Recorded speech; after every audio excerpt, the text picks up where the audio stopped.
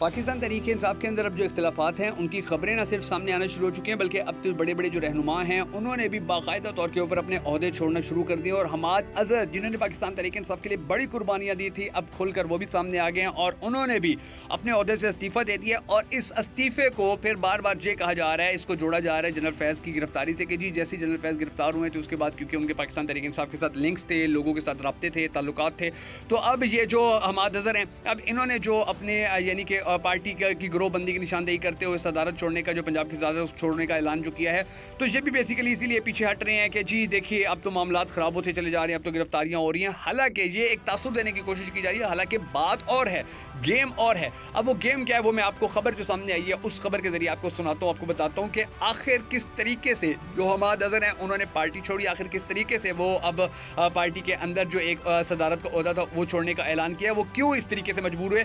आप ये खबर सुनिए कि जिसके अंदर कहा गया कि पाकिस्तान तहरीक-ए-इंसाफ के पोस्ट रहनुमा हमाद अजहर ने पार्टी में गिरोहबंदी की निशानदेही करते हुए पंजाब की सदारत छोड़ने का ऐलान कर दिया। हमाद अजहर ने पाकिस्तान तहरीक-ए-इंसाफ की जानिब से पंजाब में दी जाने वाली सदारत की जिम्मेदारी मजीद अदा करने से इनकार करते हुए ओहदा छोड़ने का ऐलान किया।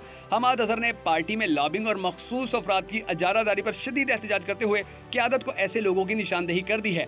हमाद अजहर ने समाजी राब्ते की साइट पर जारी अपने बयान में कहा कि बदकिस्मती से मेरी इमरान खान साहब तक रसाई नहीं है, मैंने प्रेस कॉन्फ्रेंस नहीं की और ना ही कोई डील की, मेरी नकलो हरकत पर बहुत सख्ती है और मैं अडियाला नहीं जा सकता। पंजाब की तंजीम में बहुत सारे ऐसे फैसले हुए जिन पर ना तो मेरी राय शामिल थी और ना ही रजामंदी थी।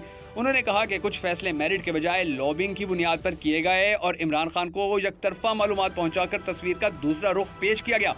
काफी अरसे से लॉबिंग जारी थी कि लाहौर के सदर चौधरी असगर को बदला जाए, जिसमें वो कामयाब हुए और खान साहब को गलत हकायक देकर अपना मकसद आज पूरा कर लिया। हमाद अजहर ने कहा कि चौधरी असगर का कसूर ये है कि वो 2 माह कैद में रहे, फार्म 45 पर नवाज शरीफ के हल्के से इलेक्शन जीते और 3 माह पहले वो लाहौर के सदर मुंतखब हुए। मैं दावे से कहता हूं कि 3 माह जो काम उन्होंने किया और जिस तरह फ्रंट से लीड किया वो पहले लाहौर के किसी सदर ने नहीं किया। उनका कहना था कि और भी बहुत से मामलात हैं जिन पर जहां वाज़ेह तौर पर ज्यादती हुई, गलत फैसले करवाए गए, लेकिन खान साहब तक इत्तला नहीं। इस सूरत हाल में मेरे कलम से या मेरी पंजाब की सदारत के दौरान मेरे लिए ये मुमकिन नहीं है कि मैं मेरिट को पामाल करूं। मैंने पहले भी इस्तीफा इसी वजह से दिया था कि पार्टी चेयरमैन से रसाई के बगैर मामलात किसी के लिए भी चलाना मुमकिन नहीं है। हमाद अजहर ने कहा कि बड़ी तंजीमी जिम्मेदारी सिर्फ उन लोगों के पास होनी चाहिए जिनकी पार्टी लीडर तक रसाई हो ताकि वो पार्टी चेयरमैन तक पूरी बात पहुंचा सकें। इसलिए मैं आज से पंजाब की सदारत का चार्ज छोड़ रहा हूं। इमरान खान का एक कारकुन था और रहूंगा इंशाल्लाह। दूसरी जानिब तहरीक-ए-इंसाफ लाहौर के सदर चौधरी असगर गुजर ने भी पार्टी सदारत छोड़ दी। उनके साथ पीटीआई लाहौर के जनरल सेक्रेटरी हाफिज जीशान रशीद भी मुस्ताफी हो गए। चौधरी असगर गुजर का कहना है कि बानी पीटीआई की रिहाई के लिए जिद्दोजहद में साथ देने पर कारकुनों का मशकूर हूँ।